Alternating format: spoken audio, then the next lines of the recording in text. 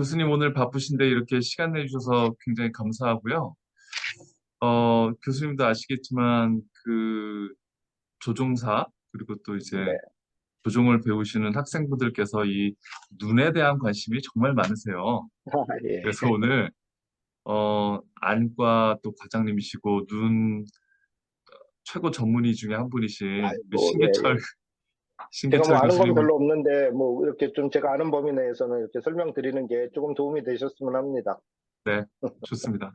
그럼 먼저 교수님 네. 좀 시력 관련된 부분들 좀 네네네. 여쭤보도록 할게요. 우리가 지금 조종사가 되려면 나한 네. 시력, 그러니까 네. 안경이나 컨택트 렌즈를 끼지 않고 이제 0.5 이상, 그리고 네. 교정 시력으로 이제 1.0 이상의 시력이 필요한데, 네네네. 그 그냥 제가 간단하게 생각하기에 조종사들은 그냥 눈이 잘 보이면 될 것 같은데, 네네. 그럼에도 불구하고 이 조종사 체력 신체 검사에 보면 굴절률 같은 것들 이런 거를 네네. 신체 검사의 굉장히 주요 기준으로 보고 있거든요. 그 이유가 뭘까요? 그, 뭐, 일단은 뭐, 나은 시력이랑 교정 시력은, 저희가 이제 뭐, 나은 시력은 이제 굴절 이상이라 그러죠. 뭐, 근시가 있거나 그러면은 이제, 맨눈으로 보는 시력은 떨어지고, 안과의사 입장에서는 교정 시력이 제일 중요하거든요.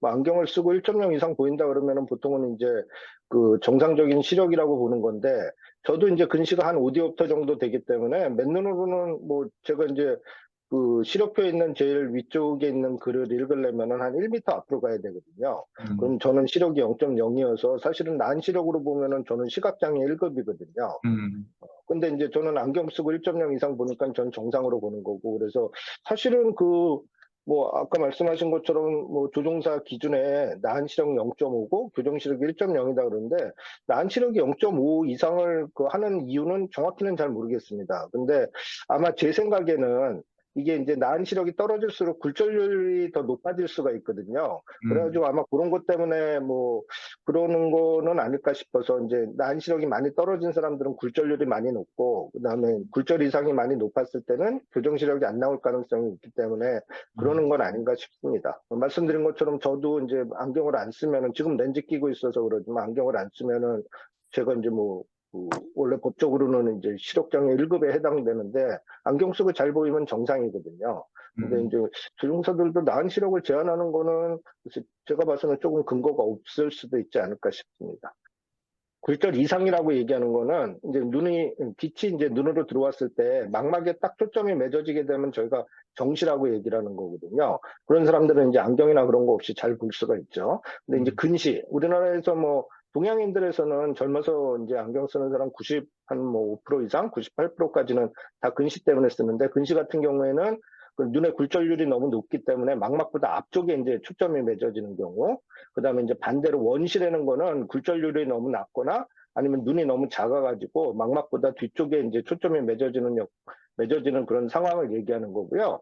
그래서 근시 있을 때는 이제 초점이 망막보다 앞에 있으니까는 저희가 눈앞에다가 오목 렌즈를 대죠. 오목 렌즈는 초점 거리를 뒤로 늘릴 수가 있거든요. 그래서 오목 렌즈를 대서 맞는 오목 렌즈를 대고 이제 망막에 초점이 딱 맺어지면 잘 볼 수가 있는 게 그런 게 근시가 되고 그 디옵터라는 거는 우리가 이제 볼록 렌즈 같은 경우에 빛을 쏴줬을 때, 뭐 어렸을 때 이제 햇빛 모아가지고서는 이렇게 검은 종이 태우고 그러는 거 있잖아요. 그래서 네, 빛이 모이는 거리가 있어요. 그래서 이제 볼록 렌즈가 더 두꺼울수록 그 렌즈에서 가까운 거리에 빛이 모이게 되고 이게 얇을수록 더 먼 거리에서 모이게 되거든요. 그래서 그런 이제 빛을 모을 수 있는 능력을 굴절률이라고 그러거든요. 그래서 보통은 1디옵터다 그러면은 우리가 초점거리라 그러죠. 빛이 모이는 데를 렌즈에서부터 빛이 모이는 데까지 거리를 이제 초점거리라 그러는데 그런 초점거리의 역수로 굴절력을 나타내게 되거든요. 무슨 얘기냐면은 1디옵터짜리 렌즈다 그러면은 우리가 빛을 쏴줬을 때 이제 초점이 딱 맺어지는 거리가 1m가 되면은 그건 1디옵터 그런 굴절력을 갖게 되는 거고 얘가 2디옵터다 그러면 초점 거리는 2분의 1이니까 50cm가 될 거고요. 음, 저희가 이제 뭐 한 3디옵터다 그러면은 33cm가 초점 거리가 돼서 이게 이제 사람이 원래 이제 멀리를 보다가 이제 가까이를 보려면은 눈을 조절이라는 걸 해야 되거든요. 눈의 음, 굴절력을 더 높여야 이제 볼 수가 있거든요. 근데 그런 음, 굴절력을 그러니까 늘리는 과정이 이제 조절인데 그런 거는 이제 사람 몸에서는 자기도 모르게 이제 멀리를 보다가 갑자기 앞쪽을 보면은 자기도 모르게 이제 수정체 굴절력이 증가가 되면서 이렇게 볼 수가 있는 거거든요. 그래서 그런 보통 33cm에서 보려면 한 3디옵터 정도의 조절력이 필요한 거고 눈의 굴절력을 3디옵터 정도 더 올려줘야 내가 이제 그 33cm에서 잘 볼 수가 있는 그런 상태가 됩니다. 그래서 그 디옵터하고 거리하고 그런 한가요? 관계가 있군요. 네, 아주. 예. 저희가 좀 이렇게 좀, 요거 뭐 이렇게 뭐 표나 아니면은 제가 이제 뭐 칠판 같은 데서 이렇게 좀 이렇게 써가면서 말씀드리면 조금 더 편하긴 한데, 오늘은 그리고 제가 보내드린 자료에 보면 그 네네네. 어느 경선에서나라는 말이 자꾸 반복해서 네네. 나오는데 저는 이게 무슨 말인지 잘 모르겠더라고요. 저희가 이제 그 지구에서도 위치를 나타낼 때는 위도랑 경도라는 게 있잖아요. 네. 이제 위도는 가로축으로 해가지고 뭐 적도에서부터 뭐 북위 90도, 그다음에 뭐 남이 뭐 이렇게 해가지고선 표시를 하는 거고, 이제 경도라는 건 경선이라는 거는 이제 그 뭐 북극이나 남극을 중심으로 해가지고서는 그걸 연결한 선을 이렇게 나타내는 거잖아요. 그래서 그게 360도 이렇게 있게 되는데, 그 눈에서도 각막 이제 그 각막이 이제 원이나 마찬가지잖아요. 이제 뭐 음, 축구공이나 이제 뭐 그런 거를 이제 해놓은 것처럼 돼 있는데, 눈도 이제 물론 좀 구면체니까. 그래서 이제 각막에서 그 360도를 이제 그 동선처럼, 지구에서 나타내는 경선처럼 그 경도처럼 그렇게 경선을 표시를 하게 됩니다. 근데 음, 이 경선이 중요한 거는 저희가 이제 난시라는 게 있는데, 근시랑 원시는 아까 말씀을 드렸고요. 초점이 이제 망막보다 앞에 있느냐, 뒤에 있느냐인데, 이제 난시라는 거는 사람 눈이 이제 축구공이나 야구공처럼 생겨 있으면 난시가 없는 상태입니다. 걔는 360도 이게 굴절력이 다 똑같은 상태이기 때문에 걔는 이제 난시가 없는 건데, 사람 눈이 그렇게 생겨 있지는 않거든요. 이제 흔히 비교를 해서 그 럭비공 있잖아요. 음, 럭비공처럼 생겨 있는 경우가 많아요. 근데 음, 럭비공 같은 경우에는 이제 그냥 이렇게 놓고 보면은 수직으로는 그 이게 직경도 작지만은 굴절력이 센 거죠. 그리고 이제 음, 수평으로는 굴절력이 약하게 되잖아요. 음, 그래서 원래는 난시가 이게 굴절력이 센 축이랑 그다음에 굴절력이 약한 게 이렇게, 그러니까는 경선에 따라서 굴절력이 다른 상태를 난시라고 얘기를 하거든요. 음. 그래서 뭐 보내주신 자료에서 뭐 어느 경선에서나 굴절력이 똑같다, 그거는 사실은 난시가 없다, 이거를 조금 어렵게 표현한 건 아닌가 싶어요. 아, 그러니까는 뭐 그럼, 이 인시나 원시만 있는 상태를 뭐 어느 경선에서나 굴절력이 똑같다 이렇게 말씀하시는 것 같긴 합니다. 근데 그런 그러면 경선이 중요한 거, 예.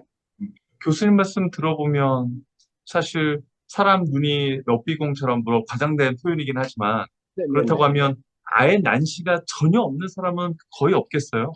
뭐, 예, 그 뭐, 저희도 이제 외래에서 보면은 난시가 이제 영어로 나오는 사람들이 있는데, 그런 사람들은, 난시가 하나도 없네, 이러면서 좀 한 번 좀 더 쳐다보게 되죠. 보통은 아주 이제 적은 난시더라도 보통은 있는 경우가 많습니다. 이게 사람 눈앞에 이제 검은 동자 앞에 각막이라고 있는데, 각막이 수평 직경이랑 수직 직경이 달라요. 그래가지고 음, 보통은 이제 수직 직경이 수평 직경보다는 한 0.5mm 정도 더 작아서 딱 럭비공 이야기하듯이, 뭐, 그거보다는 이제 뭐 차이가 많진 않지만은, 그렇게 좀 약간 좀 굴절력이 이제 수직축으로는 조금 세고, 수평축으로는 조금 약하고 그런 경향이 있거든요. 네, 그런 음, 걸 또 이제 직난시라고 표시하고, 반대로 뭐 직경은 상관없이 또 이제 수직축이 굴절력이 센 경우가 있어요. 뭐 그런 걸 또 도난시라고 얘기하고, 뭐 어쨌거나, 난시라는 거는 이제 저희가 이제 그 경선에 따라서, 그러니까는 그 각막의 검은 동자 앞에 제일 정점을 뭐 북극이라고 생각을 했을 때 이거 360도로 이제 이렇게 표시를 할 수가 있잖아요. 그럼 음, 경선에 따라서 굴절력이 다른 상태를 난시라고 얘기를 하고, 그래서 그런 난시를 표시할 때는 그 난시 축이라는 게 굉장히 굴절력이 센 데랑 굴절력이 약한 데가 몇 도인지가 중요한 거죠. 그래서 그거 음, 도수까지 맞춰줘야 우리가 교정을 할 수가 있어서. 네, 알겠습니다. 잘 이해가 됐습니다. 그리고 교수님 그 조종사들이 아무래도 좀 네, 뭐 눈이 다 좋은 사람만 있는 건 아니거든요. 그래서 네, 네, 그 굴절 교정술 같은 걸 받으면 어떨까 관심이 굉장히 많은데 네, 네. 어, 뭐, 대략 간단하게 뭐 어떤 종류가 있는지 하고, 혹시 예. 뭐, 지금 조종사 나이가 한 20, 30대부터 시작하잖아요? 그 네, 네, 나이 네. 때 제일 뭐 추천할 수 있는 그런 뭐 교정술 같은 게 따로 있을까요? 네, 제가 일단은 그 굴절 교정술이라는 거, 뭐 굴절 교정술이 또 뭐 많이 알고 계신 라식 라섹뿐만이 아니라 요즘은 이제 유수정체, 인공수정체 삽입술이라 그래서 뭐 근시가 너무 심하신 분들 음, 이제 그런 경우에는 이제 눈 안에다가 렌즈를 넣어주는 그런 수술을 하기도 하고 그러거든요. 그래서 뭐 그런 거는 좀 제외를 하고 각막을 깎아서 이제 각막에 이제 어떤 조작을 가해가지고 굴절 이상을 교정하는 거를 각막 교정술이라 그러는데 그거에 대해서 말씀을 드릴게요. 네. 이게 이제 옛날부터 발전이 되어 왔는데 처음에는 이제 PRK라 그래서 포토 리프렉티브 케라텍토미 그래가지고 우리가 엑시머 레이저를 이용해서 이제 각막을 깎아주는 그런 게 이제 한 1980년대, 90년대 때 이제 좀 많이 시작을 했었고요. 그다음에 이게 이제 문제가 각막 혼탁이 좀 생기고 수술 후에 좀 되게 아파요. 그래서 이제 그런 음, 거를 없애기 위해서 생긴 게 라식이라는 게 나왔거든요. 라식은 이제 각막이 보통 두께가 한 500 마이크로미터, 0.5mm 정도 되는데 앞에서부터 이제 한 130 마이크로미터, 한 4분의 1에서 5분의 1 정도의 두께로 각막 절편이라는 걸 만들어요. 우리가 이제 대패랑 똑같이 생겨 있거든요. 음, 공을 대패로 밀면은 이렇게 그 각막 절편이라는 거를 만들 수가 있고 그 두께를 한 130 마이크로미터로 해서 이제 요거를 젖혀놓고 레이저를 해준 다음에 각막을 다시 덮어주는 게 이제 라식이거든요. 음, 근데 그렇게 하면은 상처가 이렇게 평면으로 봤을 때는 그 우리가 이제 대패로 밀었을 때 이제 각막이랑 대패의 날이 만나는 부위가 표면에서는 이렇게 원으로만 생기거든요. 그래 그쪽으로만 생기고 그래서 이제 상처가 많지 않기 때문에 그 PRK나 라섹 같은 경우에는 각막 상피를 벗겨야 되거든요. 그런데 이제 그 수술하고 나서는 각막이 이제 전체 두께가 한 12mm 정도 되는데 그 중에 한 8mm 정도로 이제 상피를 다 벗겨놓으니까 피부를 다 벗겨놓는 상태가 돼서 수술하고 나서는 이제 눈이 많이 아플 수가 있고 피부가 벗겨진 상태니까. 음, 그래서 이제 뭐 그리고 이제 좀 상처가 날 때까지는 좀 덜 보이고 그런 게 있는데 라식 같은 경우에는 이제 이게 대패가 밀고 나가는 데서 표면만 만나는 데만 손으로만 상처가 생기거든요. 그리고 네. 이제 레이저를 해준 다음에 다시 덮어주니까는 이게 상처가 거의 없어가지고 그 다음날로도 뭐 아픈 것도 없고 그 다음날로도 되게 잘 보이고 그러거든요. 음, 그래서 다들 좋아했었죠. 그래가지고 이제 원래는 발달이 이제 PRK라고 엑시머 레이저를 최초로 사용한 건 있는데 상피를 이제 벗겨내고 레이저를 해주다가 그다음에 이게 좀 통증이 있으니까 그걸 줄이기 위해서 이제 라식을 했었거든요. 음, 근데 라식은 아까 그 130 마이크로미터 정도로 앞에서부터 상피부터 이제 각막 절편을 만든다 그랬는데 우리가 이제 그 각막 교정술을 할 때 각막을 너무 많이 깎으면은 각막 확장증이라 그래서 얘가 이제 뒤에 이제 눈의 압력을 버티지를 못하고 각막의 일부가 앞으로 튀어나오는 병들이 생길 수가 있거든요. 그거는 음, 이제 라식이나 라섹을 하면서 이제 사실은 인간들이 이렇게 만들어낸 그런 질병이 되는 거죠. 각막을 너무 음, 얇게 깎으니까는. 음, 그래서 이제 근데 라식을 하게 되면은 그 130 마이크로미터로 이제 플랩을 만들어 놓은 게 눈을 유지하는 데는 도움이 안 되고 그냥 눈에만 얹혀 있는 상태가 되거든요. 그래서 이제 그만큼 더 이제 각막이 우리가 보통 한 500 마이크로미터라고 말씀드렸는데 나중에 이제 굴절 교정술을 해서 각막을 깎은 다음에 240 마이크로 이상은 꼭 남겨야 되거든요.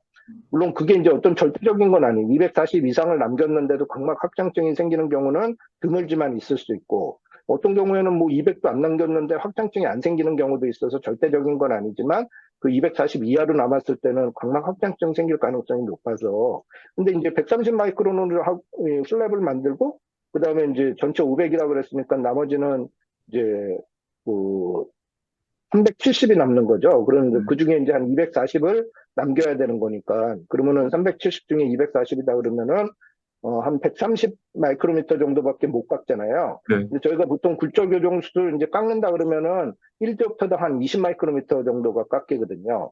이제 오차도 있을 수 있고 그러니까 보통은 이제 라식을 한다 그랬을 때는 한 6디옵터 이상 이렇게 교정을 하면 조금 위험하실 수가 있어요. 근데 음, 이제 라섹이나 아니면 PRK 같은 경우에는 상피를 벗겨내고선 레이저를 해주는데 상피는 뭐 두께가 한, 저, 뭐야, 전체 두께 한 10분의 1이니까 50 마이크로미터밖에 안 되거든요. 음, 그리고 이제 상피는 다시 이제 옆에서 자라 들어오니까 상처 아물듯이. 음, 그래서 뭐 PRK나 라섹을 했을 때는 이제 각막이 얇아지는 게 저희가 깎아주는 것만큼만 얇아지기 때문에 도수를 더 많이 교정할 수도 있고 비교적 좀 안전한 걸로 돼 있기는 하죠. 음, 그래서 PRK하고 라식을 하다가 그다음에 이제 라섹으로 넘어갔었고 음, 요즘 이제 스마일 라섹이라는 건 뭐냐면은 요 앞에 세 개는 이제 엑시머를 이용해서 이제 각막을 깎아서 평평하게 만들어주는 건데 근시 교정하는 네. 거였어요. 근데 이게 이제 표면에서 엑시머 레이저 같은 경우는 표면에 있는 어떤 물질들을 깎아낼 수가 있는 거거든요. 저 음, 심부에 있는 것들은 잘라낼 수가 없어요. 가서. 음, 그래서 이제 그 스파이럴 아식이라는 건 femtosecond 레이저라는 게 있는데 이게 femto 레이저라는 건데 얘는 이제 어떤 조직을 어떤 부위에서나 다 깎을 수가 있거든요. 광학적으로 투명한 조직이 있으면은. 음, 그래가지고 이제 그 스마일 아식이라는 거는 그 femto 레이저를 이용해 가지고 그 표면에다가 이제 그 상처를 안 주고 그다음에 각막 실질을 저희가 원하는 대로 모양을 만들어서 제거를 할 수가 있죠. 근데 이제 음. 그거를 빼내야 되기 때문에 보통은 이제 그 각막에 한 3 내지 4mm 정도로 이제 인시전은 넣습니다. 그 조직을 잘라내고 그거를 빼내기 위해서. 구멍을 내는 거죠. 음, 예, 인시전이라 그래서 상처를 내죠.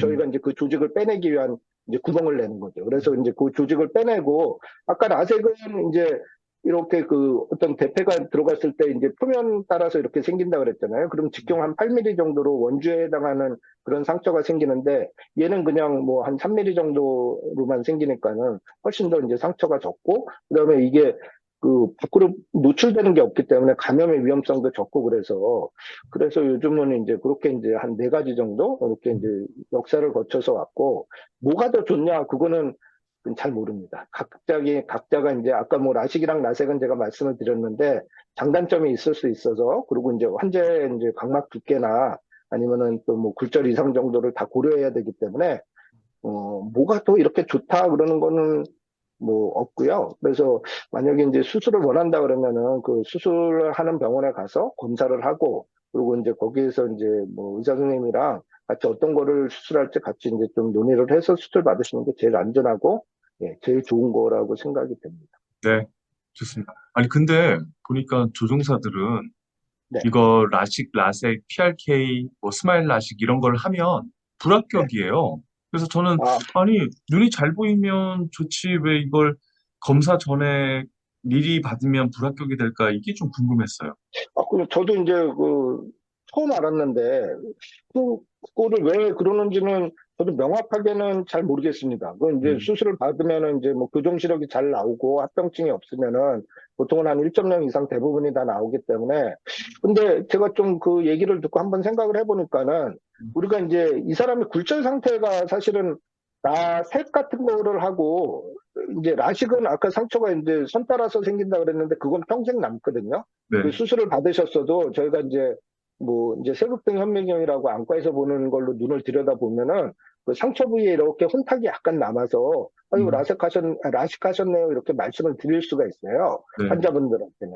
근데 이제 라섹 같은 경우에는 이제 상피를 벗겨내고 레이저 해놓은 다음에 상피를 다시 덮어주긴 하는데 얘는 상처 없이 깨끗하게 낫는다 그러면은 안과 의사가 봐도 모르거든요. 어, 환자분이 이제 내가 수술을 받았다 이런 얘기를 하지 않으면은 음, 그럼 라섹 같은 경우에는 수술을 했는지 안 했는지 모르는 경우가 되게 많아요. 음, 그래서 제가 생각해 보기에 이제 뭐 어디 입학하기 전이나 신체 검사를 받기 전에 라식이나 라섹을 했다 그러면은 우리가 이제 그 전에 굴절 이상이 얼마였는지를 확인할 수가 없잖아요. 음, 그 지금 상태 수술을 받은 후에 환자 눈만 보고는 이 사람이 그 수술을 받기 전에 굴절 이상이 얼마였는지 뭐 그런 거를 알 수가 없기 때문에 아마 그러지 않을까 싶긴 하고요.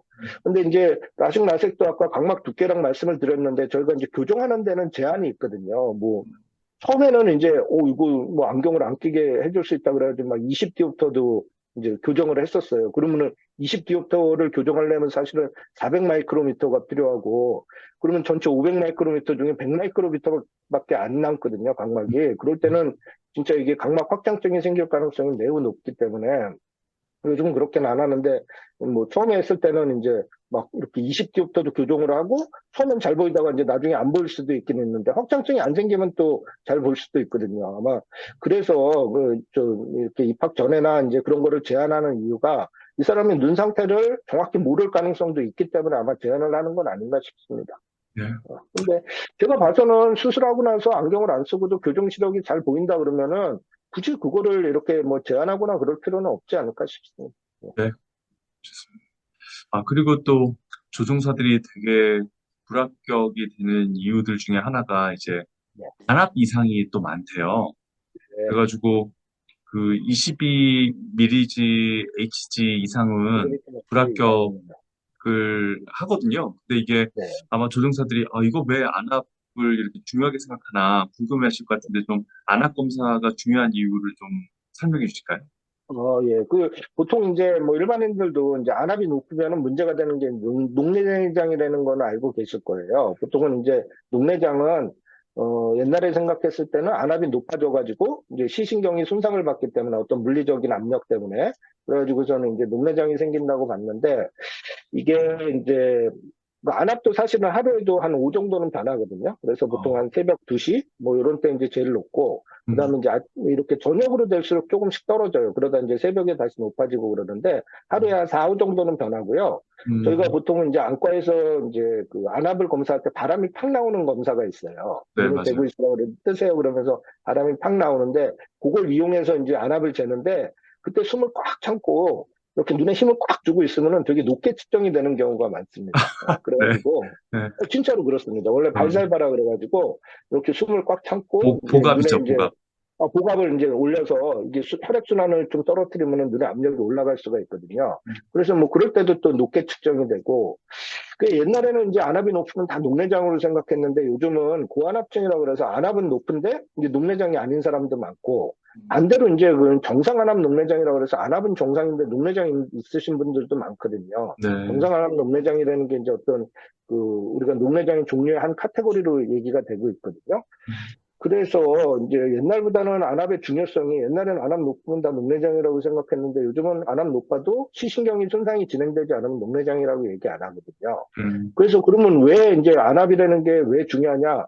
그렇게 봤을 때 보통은 안압이 높은 사람들은 시신경이 손상받을 가능성이 조금 일반인들보다는 많이 높습니다. 정상적인 음, 안압이 있는 사람들보다는. 그래서 지금도 뭐 22 이상이면은 뭐 불합격이다 그러는데 저는 그거는 조금 비합리적인 기준이라고 보고요. 이 음, 사람이 안압이 높을 때는 녹내장으로 갈 가능성이 높으니까 좀 이제 뭐 시신경 검사를 하거나 그러면서 그 녹내장은 이게 지금 현재로서도 진행을 억제시켜주는 게 치료 목표가 되거든요. 뭐 음, 녹내장이 있더라도 뭐 급성 녹내장은 뭐 일주일 만에도 시력이 실명하고 그럴 수도 있는데 대부분의 녹내장은 이제 만성 녹내장이고 그럴 때는 한 10년, 20년 걸쳐서 서서히 이제 이렇게 시신경이 손상을 받으면서 나중에는 이제 실명될 수도 있는 병이긴 한데 그래서 이제 녹내장이 있다 그러면은 장기적으로도 시야가 좁아지면서 나중에 이제 실명될 수도 있는 병이어서 아마 그런 거를 좀 이렇게 걸러내려고 조종사를 뽑기 전에 걸러내려고 한 건 있는데 그냥 안압 단 자체를 22mm 머큐리 이하여야만 된다 이렇게 하는 거는 제가 봐서는 지금 시대에는 맞지 않는 것 같고요. 그래서 음, 그거는 조금 이렇게 좀 교정을 해야 될 필요가 있지 않을까, 어떤 기준을 바꿔야 될 음, 필요가 있지 않을까 싶습니다. 네, 라식 라섹 같은 것도 아까 각막이 좀 깎아서 얇아진다고 네. 말씀드렸잖아요. 수술 전에는 저희가 이제 그런 거 검사 다 하거든요. 근데 안압이 뭐 16, 17 이러다가 수술하고 나서 그 다음날 재면은 8, 9 이렇게 떨어져요. 어, 근데 그거는 왜 그러냐면은 뭐 라식 라섹이 뭐 안압 자체를 떨어뜨리는 그런 기전이 있는 게 아니라 각막을 깎아서 얇게 만들어 드리니까 이게 측정되는 안압이 낮게 측정이 돼서 그렇거든요. 그래서 이제 각막이 조금 두꺼운 사람들은 안압이 좀 높게 측정이 되거든요.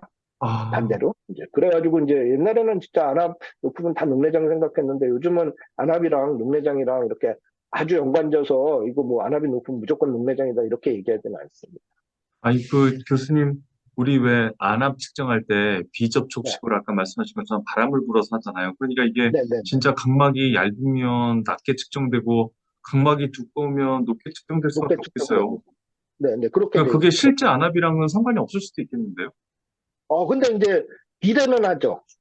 그러니까 비례는. 각막이 얇은 사람들도 이제 만약에 그 안에서 진짜 압력이 높아진다 그러면은 뭐 평상시에 뭐 8, 9였다가 이제 안압이 높은 상태가 되면은 뭐 10, 11, 12 이렇게 올라가는 거고 아까 말씀드린 정상 안압 녹내장들도 저희가 생각하기에는 이제 각막이 좀 얇기 때문에 사실은 눈 안의 압력은 조금 높은데 이제 저희가 녹내장으로 갈 수 있을 정도로 안압이 높은데 그게 이제 낮게 측정이 돼서 그러는 건 아닌가 뭐 그렇게도 생각을 많이 하죠. 네. 그리고 이제 안압이 낮은 사람에 그러면 녹내장이 왜 생기느냐 그랬을 때는 요즘은 이제 시신경으로 가는 혈류양으로 얘기를 많이 하거든요.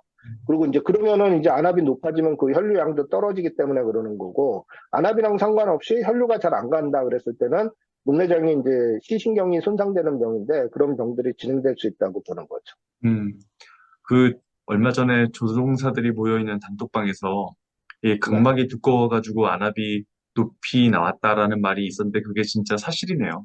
근데 그게 사실입니다. 저희가 음, 그러고 이제 라식라식 하면은 진짜 뭐 15, 16 수술 전에 하던 사람이 일주일 만에 일주일 있다 와서 그때도 또 이제 안압을 측정하거든요. 저희가 이제 라식라식 하고 나서는 스테로이드라는 약을 염증을 줄이기 위해서 혼탁을 줄이기 위해서 쓰는데 그런 스테로이드가 또 안압을 올릴 수 있어서 이제 그 안압 측정을 올 때마다 이렇게 하게 되는데 이제 뭐 수술 전에 15, 16 나오던 사람들이 일주일 만에 98로 떨어지거든요. 근데 그거는 음. 이제 각막이 얇아져서 떨어지는 거지 안에 압력 자체는 뭐 일주일 사이에 이렇게 변화가 생기거나 그런 건 아니거든요. 자, 그리고 이제 조종사 검사 중에 이제 사위 검사가 있더라고요. 근데 그게 네. 어떤 뭐 외관상의 문제인 거는 당연히 알겠는데 어떤 기능적 문제, 어떤 조종사로서 결격 사유가 되는 특별한 기능적 문제도 있을까요? 그 이제 사시라는 게 뭐냐면은 사람 눈은 원래 이제 두 눈이 한 곳을 봐야만 이제 입체시가 되거나 거리를 판단하거나 아니면은 뭐 그러니까 어쨌거나 이제 눈을 한쪽으로 보는 것보다는 두 개로 봤을 때 훨씬 더 많은 정보를 얻을 수가 있거든요. 네, 이게 개나 돼지 같은 경우에는 뭐 말 같은 경우에는 눈이 밖으로 이렇게 양쪽이 이제 보는 게 완전히 다르잖아요. 네, 근데 사람들이 이제 진화론적으로 보면은 이제 이게 바깥쪽으로 있다가 이제 점점 안쪽으로 들어왔다고 보거든요. 음, 그게 훨씬 더 정보를 많이 얻을 수 있어가지고. 음, 그래가지고 사람 눈은 원래는 사실은 밖으로 살짝 벌어져 있는데 이게 신경을 자극을 계속 줘가지고서는 이렇게 한쪽을 두 눈이 같이 볼 수 있게 모아주고 있는 상태거든요. 음, 뭐 좀 이제 예로 한쪽 눈이 안 보이는 사람들이 있어요. 아예 이제 음, 한쪽 눈이 실명되고 한쪽 눈은 잘 보이는 사람들은 이제 시간이 지나면서 외사시라 그래서 눈이 바깥쪽으로 이렇게 나가는 경우가 많아요. 음, 그런 거는 이제 어떻게 해석을 하냐면은 원래는 두 눈으로 봐야 훨씬 더 많은 정보를 얻는데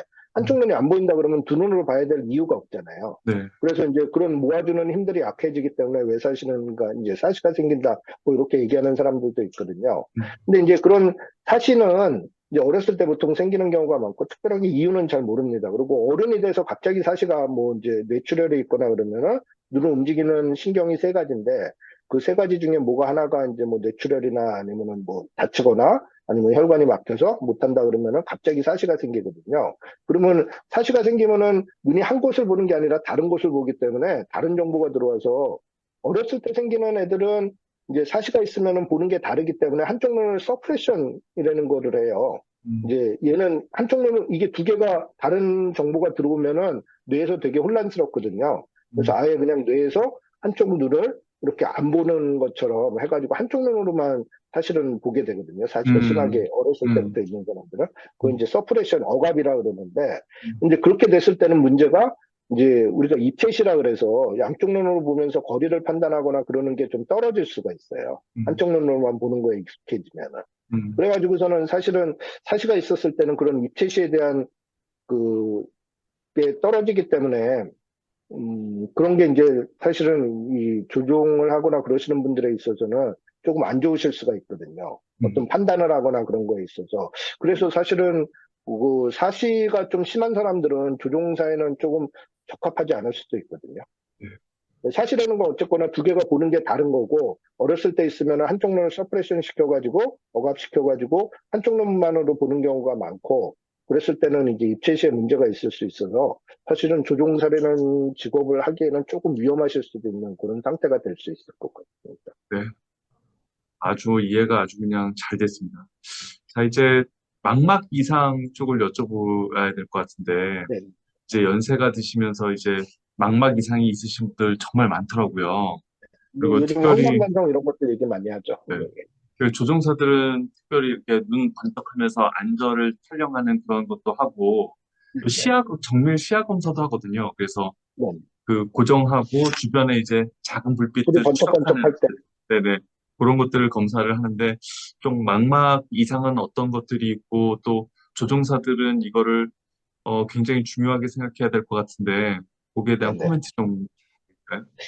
그 망막이라는 건 눈에서 이제 카메라 필름 역할을 하는 거고요. 이제 뭐 망막에 이상이 생기는 경우는 뭐 수백 가지가 있죠. 예, 그런데 이제 대표적인 게 뭐 당뇨 있을 때 망막 나빠지는 거, 그다음에 황반변성, 뭐 이런 게 이제 대표적인 경우가 아닐까 싶습니다. 그래서 망막이 나빠지면은 이제 시력이 많이 떨어질 수가 있고, 그다음 주변부 망막에 이상이 있다 그러면 시야 장애가 생길 수가 있어요. 그래서 음, 보통 이제 안과 검사할 때 안조 촬영이라 그러는 거는 망막을 이제 사진을 찍어서 보는 거거든요. 그리고 이제 시야 검사는 저희가 이제 이게 가운데 밝은 빛을 보내는 거는 시야를 고정시키려고 그러는 거고, 주변에 이제 불빛이 반짝거렸을 때 그거를 이제 느낄 수가 있거든요. 그거는 황반부라고 시력의 제일 중요한 부분에 이제 어떤 상이 떨어지는 게 아니라 주변부에 떨어지는 거고, 그 시야 검사에서 이상이 있을 때는 보통은 이제 녹내장이 있을 땐 주변부 시야가 좋아질 수 있다고 말씀드렸는데, 망막에서도 주변부에 이상이 있을 때는 그 시야 장애가 나타날 수 있어서 그런 검사를 하게 되는 거고. 음, 그뭐 당뇨가 있을 때도 이제 망막이 나빠질 수 있고, 아까 말씀드린 것처럼 황반변성 같은 경우에는 이제 망막이 눈 전체 안쪽에서 한 6분의 5 정도를 차지하는데, 시력에 그거를 다 쓰는 건 아니에요. 그 중에 이제 한 10분의 1 정도 되는 이제 뭐 면적으로 황반부라는 데가 있는데, 거기는 제가 이제 어떤 물체를 봤을 때 그 물체의 상이 맺혀지는 데가 황반부거든요. 시력에서 제일 중요한 거죠. 뭐 다른 데 다 망가져도 황반부만 괜찮으면은 내가 보고자 하는 건 잘 보이는 거니까, 뭐 그래서 이제 문제가 살아가는데 문제가 없는 경우가 많거든요. 황반변성은 이제 다른 데는 비교적 다 괜찮은데 황반부에만 질환이 생기는 거여서, 그럴 때는 중심 암점이라 그래서 가운데만 안 보이고 주변부는 좀 보일 수 있는 그런 게 생길 수가 있고, 뭐 당뇨나 아니면 다른 것 때문에 이제 망막 전체가 나빠진다 그랬을 때는 시야 장애도 생길 수 있고 시력이 떨어질 수도 있는 게 있을 수 있습니다. 음, 그래서 이제 뭐 어떤 망막 장애를 이제 예방하기 위해서는 각각의 질병, 뭐 당뇨가 있을 때나 혈압이 있을 때 망막이 이상할 수 있으면은 당뇨나 혈압을 예방하는 게 더 중요하고요. 그리고 이제 뭐 항문변성 같은 경우에는 저희가 이제 보통은 자외선 얘기를 많이 하거든요. 자외선은 눈에 되게 안 좋습니다. 파장이 이제 짧은 게 들어오기 때문에 그런 것들이 일반 피부에서도 어떤 세포들의 노화를 이제 진행시키는데, 그런 게 이제 산화작용 때문에 생기는 거거든요. 세포들이 이제 세포 내에 산화 물질이 많이 생기면은 이제 세포가 잘 죽기도 하고, 세포가 기능을 잘 못하게도 만들기 때문에. 그리고 이제 눈에서도 자외선은 이제 뭐 백내장을 유발시킬 수도 있고 황반변성의 어떤 그 위험 인자가 될 수도 있거든요. 그래서 자외선은 좀 될 수 있으면 피하시는 게 좋고, 그거 아니다 그러면은 제 생각에는 이제 정기적으로 안과를 보면서 혹시라도 조금 이상이 생겼을 때 그거에 대해서 뭐 일찍 치료를 하거나, 아니면 그런 기미가 보였을 땐 그걸 예방할 수 있는 그런 길을 찾아가시는 게 제일 뭐 좋진 않을까 싶고, 뭐 망막에 생길 수 있는 병들이 수백 가지가 되는데 그런 걸 다 예방하기 위해서 뭘 해야 되나 그러면은 아무것도 뭐 하면은 안 되는 거죠. 그래가지고 그 뭐 어떤 병들이 의심되거나 그럴 때는 거기에 대해서 이제 뭐 조기 치료를 받거나 아니면은 어떤 예방 방법을 생각해 보시는 게 그게 제일 좋지 않을까 네. 싶습니다. 아, 선생님, 제가 아는 조종사분이 좀 약간 눈이 안 좋으시긴 했는데, 어느 날 갑자기 망막박리라고 하나요? 그것 네네네. 때문에 갑자기 눈이 앞이 안 보이는 일을 겪으셨어요. 네. 갑자기 그런 일이 가능한가 보죠? 그럴 수 있죠. 예. 이제 망막박리는 보통 세 가지 종류가 있거든요. 저거 이제 열공성 망막박리, 그다음 장애성 망막박리, 그다음에 견인성 망막박리, 이렇게 세 가지가 있어요. 근데 뭐 장애성 망막박리나 이제 견인성 망막박리는 이제 눈에 다른 질병이 생겼을 때 생기는 거고, 주로는 이제 근시가 심한 사람들이 이제 열공성 망막박리라고, 이제 망막이 어디가 찢어지면서 눈에 있는 물이 이제 망막 뒤로 들어가면서 망막이 떨어지는 경우가 이제 열공성 망막박리고, 이 열공성 망막박리는 응급질환이거든요. 음, 저희가 이제 아까 그 시력의 제일 중요한 부분이 황반부라 그랬는데, 황반부가 떨어졌을 때는 그 일주일 내에 붙여줘야지, 일주일이 음, 지나면 다시 붙여놔도 시력이 제대로 안 돌아오는 경우가 많아가지고, 음. 어쨌거나 이제 열공성 망막박리가 생기면은 망막이 찢어지면서 글로 물이 들어가서 망막이 이제 떨어진다. 눈 뒤에서 원래는 붙어 있어야 되는데 떨어진다 그랬을 때는 응급으로 수술해야 되는 경우 되죠. 갑자기 뭐 눈이 안 보이거나 그러면 지체 없이 병원을 가야 되네요. 종합병원으로. 네네, 똑같네요. 예, 그래서 우리가 보통은 이제 열공성 망막박리가 있을 땐 눈에 갑자기 떠다니는 것들이 보일 수가 있는데요. 이제 그건 이제 비문증이라고 그러거든요. 저도 음, 이제 한 대여섯 개가 떠다니는데, 음, 이게 이제 이 열공성 망막박리랑 이제 연관이 된 비문증이 있을 때는 이게 망막이 어디 찢어지고 그 찢어진 게 눈 안에서 떠다니면은 뭐 떠다니는 게 보이실 수가 있거든요. 그 음, 망막 조직이. 네. 그래가지고 이제 떠다니는 게 갑자기 많아지거나 아니면 시야가 가리거나 아니면 중심부가 갑자기 안 보이거나 떠다니는 게 있으면서 이런 세 가지가 있을 때는 열곡 망막박리가 같이 동반될 가능성이 높은 거고 그럴 때는 진짜 응급실에도 오셔야 되는 거고 근데 이제 이게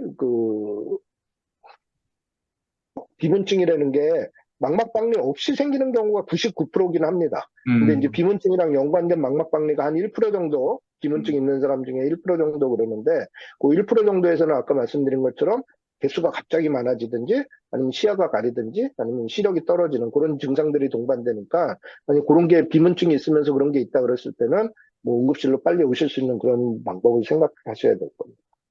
갑자기 오늘, 안 보이실 수 있습니다.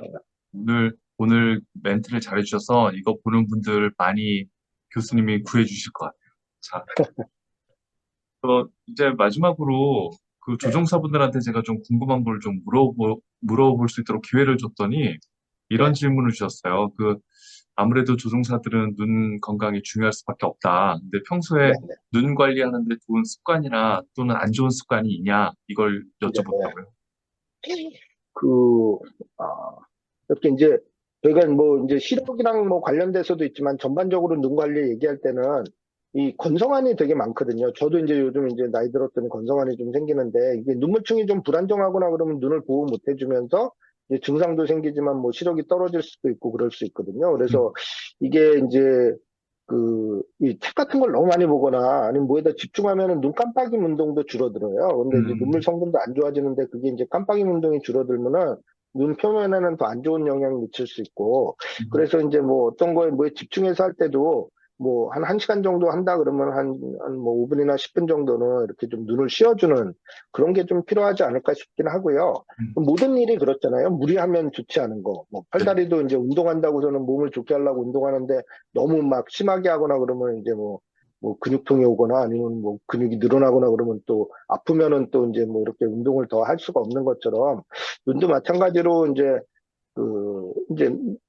그러니까 어떤 통증이라는 거는 제가 봐서는 좀 어떻게 생각하면 좋은 거거든요. 우리 몸에 이상이 있다는 거를 나한테 알려주는 거나 마찬가지거든요. 통증이. 만약에 통증을 모른다 그러면은 막 뭐 몸이 나빠지고 그러는데도 이렇게 자기가 모를 수가 있어가지고 계속 더 나빠질 수가 있는데 통증이라는 거는 아, 내 몸에 이상이 있으니까 이거 하지 마 이러고서 저한테 알려주는 거나 마찬가지거든요. 그래서 눈도 뭐 이렇게 생활하시다가 만약에 뭐 갑자기 뭐 통증이 있거나 아니면 뭐 눈곱이 끼거나 아니면 무슨 이상이 생긴다 그러면 뭔가 눈에도 이상이 있는 거니까 그럴 때는 좀 쉬고 이렇게 하시는 게 좋지 않을까 싶긴 하고요. 그다음에 아까 말씀드린 것 중에 이제 자외선. 음, 자외선은 이게 파장이 짧은 거여가지고 아까 뭐 피부에도 안 좋지만 눈에도 되게 안 좋다고 말씀드렸잖아요. 음. 그래서 이게 이제 백내장도 유발시킬 수 있고 어디 황반변성이나 망막의 이상 같은 거에 중요 이제 위험 인자거든요. 그래서 그런 거를 좀 그런 것들이 이제 눈 안에 좀 안 들어갈 수 있게 뭐 회피하는 게 좋다고 봐서 선글라스 있잖아요.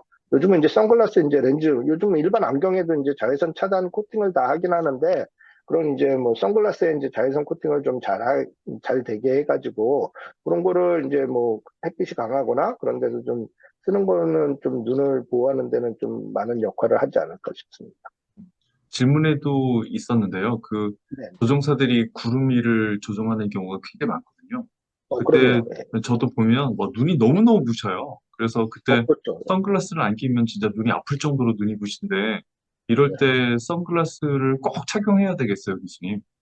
그러니까요. 이게 이제 되게 이제 높은 데로 올라가면은, 원래 이제 자외선이 이제 햇볕이랑 같이 오다가 대기권에서 대부분은 다 이제 흡수가 되고, 이렇게, 다음에 이제 뚫고 나오는 것들이 이제 그러니까 지구의 표면에서는 문제가 되는데 만약에 조종하시는 분들 같은 경우에는 높은 고도로까지 올라가잖아요. 음, 그러면은 사실은 어떤 대기권에서 이제 흡수돼야 될 자외선을 직접 이렇게 쏘이게 되는 경우도 있을 수가 있거든요. 음. 그래서 뭐 조종을 하시거나 그럴 때는 만약에 햇빛이 많이 비친다 그러면은 눈에는 되게 안 좋으실 수가 있어서 저는 조종사분들이라면은 이제 좀 자외선 차단될 수 있는 렌즈를 통한 뭐 이렇게 선글라스를 꼭 끼시거나 그런 거는 진짜 필요하다고 봅니다. 네. 비행을 네, 하시는 동안에는 자외선에 노출될 가능성이 훨씬 더 많은 것 같아요, 제가. 감사합니다. 이제 마지막 질문인데요. 현역 조종사분들이 눈에 좋은 음식, 영양제 같은 거 좀 추천해 주시면 좋겠다 이런 질문을 굉장히 많이 주셨어요. 혹시 네. 뭐 어떠실까요? 뭐, 이렇게, 뭐, 사실은 잘 먹고 잘 먹고 그러면 크게 문제는 없을 것 같은데, 네. 이제 뭐, 아까 그 자외선이랑 말씀드려서, 이제 자외선이 뭐, 노출되는 거를 줄이는 게 제일 좋은데, 노출된 거를 또 조금 줄이기 위해서는 어떻게 되느냐. 이렇게 봤을 때는 항산화제 같은 게 이제 좀 도움이 음, 많이 되지 않나 싶습니다. 음, 그래서, 항산화제 같은 경우에 뭐, 이제 뭐, 야채에도 많고, 등푸른 생선 이런 거에 많이 있거든요. 오메가3 뭐 이런 거. 뭐, 예. 음, 그래가지고서는 사실은 이제 뭐 이것저것 가리지 않고 잘 드시는 게 제일 중요한 거고, 그리고 이제 뭐 음식 중에서는 뭐 등푸른 생선이나 아니면 야채 이렇게 많이 드시는 게, 그 뭐 고기 이런 거에는 또 지방도 많고 그래서 그런 것들이 이제 뭐 소화하는 데서도 또 그런 물질들이 많이 쌓이고 그래서 그런 것보다는 야채나 아니면 뭐 생선 뭐 이런 거 아니 어쨌거나 제 생각에는 골고루 이제 이렇게 드시는 게 제일 좋지 않나 싶습니다. 그리고 음, 이제 환자분들 중에서도 뭐 영양제 뭐 좋아요 이러면서 이제 저한테 물어보시는 분들 많은데, 영양제는 보조적인 거라고 생각을 합니다. 그래서 저도 이제 뭐 제가 이제 뭐 추천드리거나 그러는 거는 없고요. 그다음에 요즘 그 루테인 얘기 많이 하잖아요. 네, 네. 근데 이제 루테인 들어가면은 이게 되게 비싸지거든요. 음, 근데 이제 그 황반변성 있으신 분들은 루테인을 좀 장기적으로 드시면은 황반변성이 진행되는 거를 약간 이제 억제할 수 있는 걸로 돼 있는데, 음, 사실은 일반인들은 꼭 루테인을 막 섭취해야 될까 뭐 그런 거는 있거든요. 그래서 음, 영양제도 이렇게 뭐 아무래도 안 드시는 것보다는 드시는 게 조금 좋을지는 모르겠는데, 내 몸에서 이제 어떤 산화작용이 일어나는 거를 이제 좀 줄여주기 위해서 한다. 뭐 그리고 이제 눈 같은 경우에는 어떤 빛을 이제 전기 신호로 해서 눈으로 이제 뇌로 전달을 하잖아요. 그런 과정에서 뭐 비타민 B12 이런 것들이 좀 필요해서 그런 것들을 보충해 주는 것들은 눈에 조금 도움이 되는데, 뭐 이렇게 막 너무 비싼 뭐 이렇게 뭐 영양제를 드시는 거는 뭐 그렇게 크게 도움이 되지는 않으실 수도 있습니다. 참고로 뭐 저도 이제 환자분들이 물어보면은 꼭 마지막에 이 멘트를 드리죠. 참고로 저는 영양제 안 먹습니다. 제일 확실한 답이시네요. 네. 아, 교수님 오늘 정말 설명 너무 잘 들었고요. 아주 설명을 재밌게 해주셔가지고 시간 가는 줄을 모르고 오늘 질문을 드렸는데 뭐, 혹시 뭐 교수님 좀 뭐 조종사분들이나 뭐 이 영상을 보시는 분들에게 뭐 마지막으로 하고 싶은 말씀이나 이런 거 있으시면 말씀하실 수 있는 시간을 드릴게요. 예. 아니, 뭐, 제가 좀 설명을 어떻게 잘 드렸나 모르겠고요. 좀 뭐, 딴 때도 뭐, 궁금하신 거 있으시면은 제가 아는 범위 내에서는 뭐, 이렇게 좀 설명드릴 수 있는 기회가 있으면 저도 훨씬 더 좋을 것 같습니다. 이렇게 한번 하는데 뭐, 여러분들이 보시고서는 눈에 대해서 조금 아시고, 뭐, 뭐, 아까 망막박리도 말씀드렸지만 그런 거 있을 때 빨리 수술을 하면은 눈을 되게 보존할 수 있는 경우가 많이 있거든요. 음, 평상시에는 뭐, 이렇게 뭐 너무 신경 쓰시는 것보다는 생활 잘 하시고, 아까 말씀드린 것처럼 너무 무리하지 않는 상황에서 좀 눈도 이렇게 많이 쓰면은 좀 이게 쉽게 해줄 수 있는 그런 게 좀 필요하다고 보고요. 음. 그 다음에 뭐 식사하실 때 뭐 이것저것 가리지 말고, 뭐 편식하시지 마시고 많이 드시는 게 낫겠고, 뭐 영양제는 뭐 이렇게 뭐 좀 드시는 게 안 드시는 것보다는 날 수 있는데, 굳이 막 뭐 이렇게 비싼 거 막 이렇게 하실 필요는 없을 것 같습니다. 항산화제 위주로 드시면은 전혀 뭐 눈에는 문제가 없을 것 같습니다. 눈에 이상이 생겼다 그랬을 때 그건 뭐 너무 방치하고 그러는 게 제일 안 좋거든요. 그래서 뭐 조금이라도 이상이 있다 그러면은 근처 병원에서 안과 의사들이랑 좀 상의하셔서 거기에 맞는 치료나 아니면 뭐 얘기를 들으시는 게 제일 나을 것 같고, 뭐 생활 잘 하시는 게 제일 좋을 것 같습니다. 네. 아, 네. 알겠습니다. 오늘 오늘 인터뷰 너무 감사하고요. 아마 예. 조종사분들한테 정말 큰 도움이 될 것 같습니다, 교수님. 오늘 시간 내주셔서 혹시 감사하고요. 네, 다음에라도 뭐 궁금한 거 있으면은 언제라도 뭐 불러주시면은 네. 제가 설명드리겠습니다. 네. 오늘 이 영상 보시고 그 아마 댓글로 많은 질문들이 올라갈 것 같은데 제가 좀 그걸 보고 네. 취합을 해서 다음 기회에 또 한 번 더 한번 교수님 설명 잘하셔가지고 한번 모시도록 할게요. 알겠습니다. 감사합니다. 예. 네, 감사합니다, 교수님. 오늘 인터뷰 여기서 마치겠습니다. 예, 고생하셨습니다. 감사합니다. 네, 네, 감사합니다. 네, 들어가세요. 네. 네.